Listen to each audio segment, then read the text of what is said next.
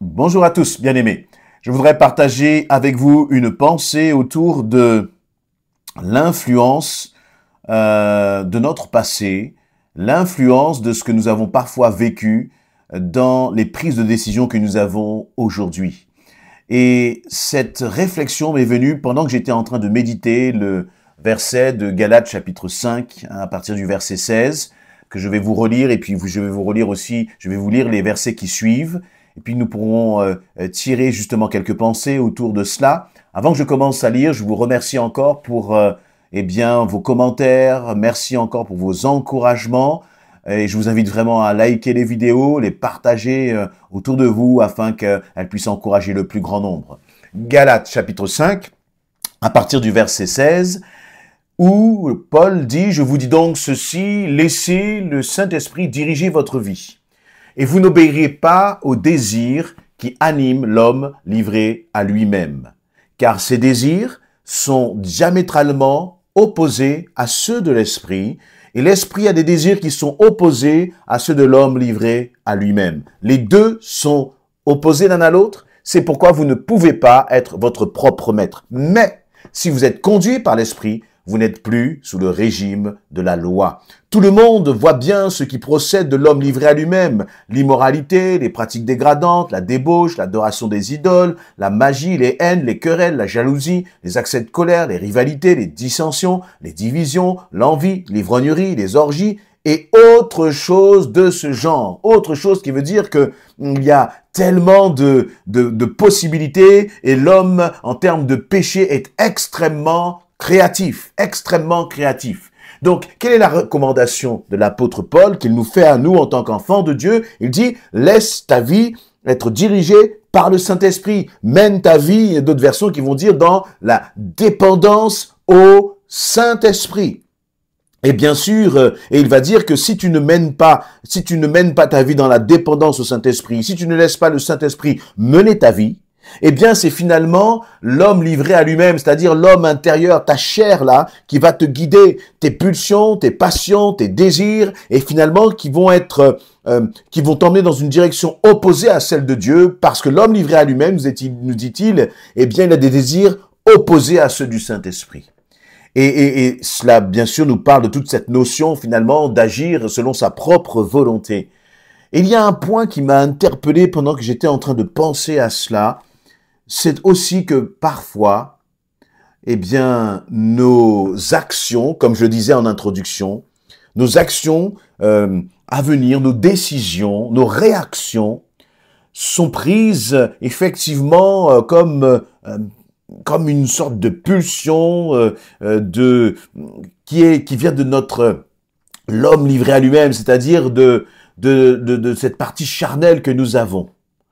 Et souvent, parfois, ou plutôt parfois pour tempérer mes propos, parfois, les réactions que nous avons, les comportements, la façon de penser sont la conséquence de blessures que nous avons eues dans notre passé. Cela peut même parfois remonter jusqu'à son enfance. Prenons un exemple très concret. Un homme, une femme, qui va subir la violence, du harcèlement, qui va subir parfois des attouchements, qui même, disons-le, et désolé de le dire si c'est dur, mais c'est une réalité, qui vont subir peut-être même un viol. Cette personne va développer des mécanismes de protection, développer peut-être parfois même une façon de voir l'homme, avec l'homme au sens masculin, de voir peut-être même l'autorité quand ce sont des cas d'inceste, voir son père quand c'est des cas d'inceste, voir peut-être sa mère parce qu'elle n'est pas intervenue, ne t'a pas protégé. Dans le cadre du harcèlement, peut-être tu as cherché du secours et tu n'as pas trouvé du secours et des années plus tard, eh bien tu es marqué, blessé, traumatisé.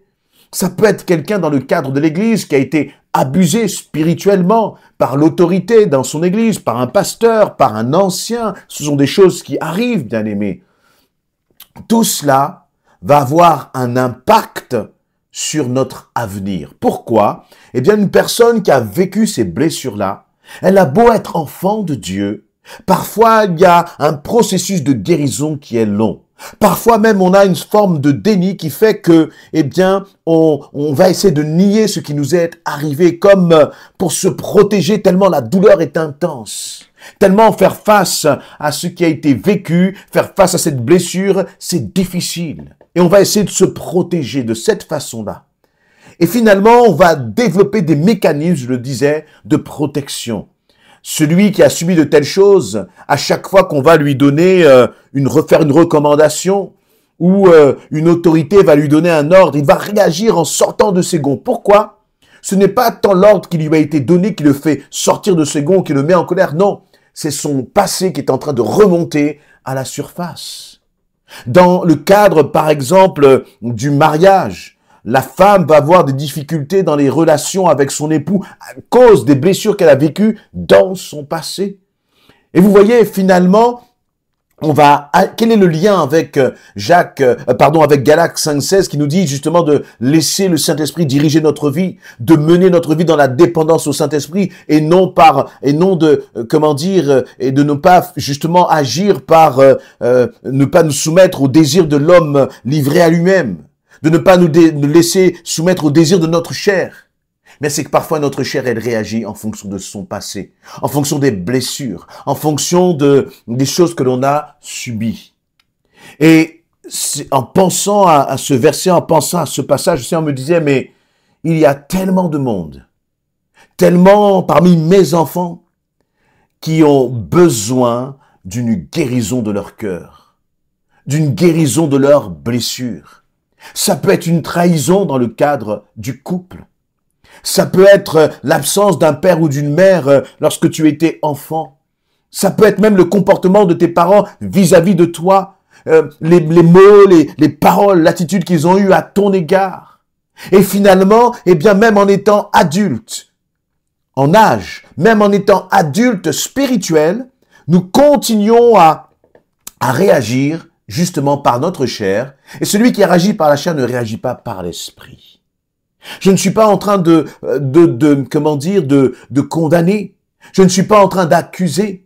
Mais je crois qu'au contraire, le Saint-Esprit veut mettre en lumière là des fonctionnements, des réactions, des mécanismes que tu as développés qui t'empêchent d'agir selon le Saint-Esprit. Et quelle est la clé finalement pour que tu agisses selon le Saint-Esprit? Quelle est la source même de ta colère? Quelle est la source de tes peurs, de tes craintes, de tes angoisses? Quelle est la source même de l'image que tu as de toi, qui est une image qui est dégradée? Eh bien, la source, c'est ton passé. La source, c'est ton vécu.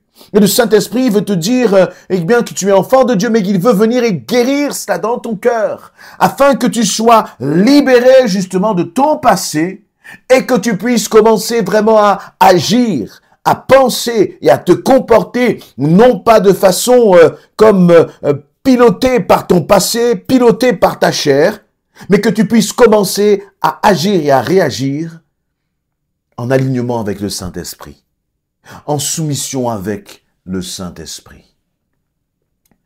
Et je crois que c'est vraiment important, cette dimension-là. Tu as besoin, si tu veux être vraiment libéré, il faut que tu laisses le Seigneur te guérir. Il faut que tu mettes finalement ce que tu as vécu devant le Seigneur. Ou peut-être même très souvent, et j'ai eu de nombreux accompagnements dans ce sens. Tu as besoin peut-être même d'être accompagné, que l'on prie pour toi, face à ta douleur, face à ce que tu as vécu dans ton passé, afin que tu sois libéré, afin que le Seigneur puisse continuer le processus de transformation en toi et qu'il t'amène là où lui, il veut. Le Seigneur ne veut pas que tu agisses et que tu réagisses en fonction de ton passé. Mais le Seigneur veut que tu agisses et que tu réagisses en fonction du Saint-Esprit qui vit en toi. Dans la dimension dans Galates 5,16 qui nous dit justement menez votre vie dans la dépendance du Saint-Esprit. Le Seigneur veut que tu agisses en étant dépendant du Saint-Esprit et non plus en étant dépendant de ton passé. Le passé peut être comme un esclavage. Le passé peut être comme une chaîne qui te lie et qui te fait agir, qui te fait vivre, qui te fait même concevoir l'avenir, non pas comme toi tu le veux, non pas comme toi tu le voudrais. Tu passes même peut-être à côté d'une vie épanouie en Christ à cause de ce passé, à cause de ces blessures, à cause de ton cœur qui est encore meurtri et blessé. Et Jésus, eh bien, le Saint-Esprit, c'est le réparateur des brèches. Le Seigneur est le réparateur des brèches. Et il veut réparer ces brèches qui sont dans ton cœur afin que justement tu puisses maintenant agir et réagir, comme je disais, conformément au Saint-Esprit. Laisse-moi te dire que c'est pour la liberté que Christ t'a affranchi. C'est pour la liberté que Christ, justement, a donné sa vie pour toi. Et il veut te rendre libre de ton passé. Commencez à marcher par l'Esprit. Commencez à vivre selon l'Esprit. Commencez à réagir selon l'Esprit.